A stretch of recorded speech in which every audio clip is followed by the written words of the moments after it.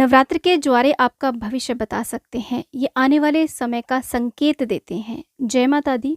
ऐसा माना जाता है कि ब्रह्मा जी ने जब इस सृष्टि की रचना की थी तो पृथ्वी पर सबसे पहले उगने वाली फसल जौ की थी।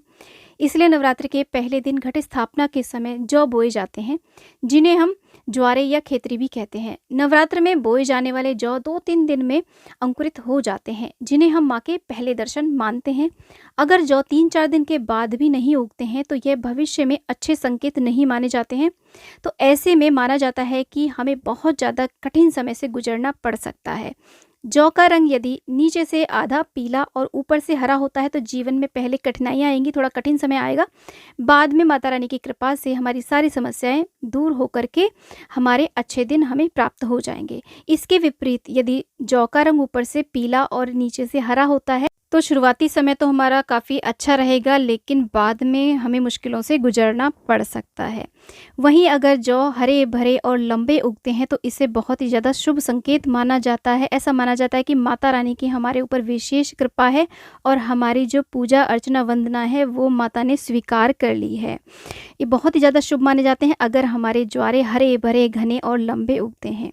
और अगर हमारे जौ के अंदर, हरे भरे ज्वारे के अंदर कोई भी एक आधी जौ सफ़ेद उगाता है तो इसे और भी ज़्यादा शुभ माना जाता है।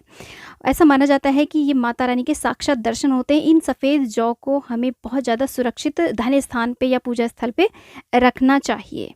अब अगर सारे ज्वारे ही सफ़ेद या पीले रंग के उगे हैं तो क्या इसे भी शुभ माना जाएगा? नहीं। सारे हरे भरे जौ में 1 या 2 जौ यदि आपके सफ़ेद उगे हैं तो वो शुभ माना जाएगा। सारे ज्वारे यदि सफ़ेद हो गए हैं, पीले हो गए हैं तो वो शुभ संकेत नहीं माने जाते हैं। तो जौ में यदि किसी भी प्रकार की समस्या आ गई है, फंगस लग गई है, उगे नहीं हैं, चूहे खा गए हैं, किसी प्रकार की कोई भी समस्या आ गई है तो अंतिम दिन जब हम हवन करते हैं तो उस दिन हमें माता रानी से प्रार्थना और क्षमा याचना अवश्य कर लेनी चाहिए, क्योंकि ये घर में नेगेटिविटी के कारण होता है। अगर हमारे जौ हरे भरे नहीं उगते हैं, सही नहीं उगते, तो हमारे घर में किसी भी प्रकार की कोई भी नेगेटिविटी होती है, उसकी वजह से ऐसा होता है। तो इसके लिए हमें माता रानी से प्रार्थना अवश्य कर लेनी चाहिए।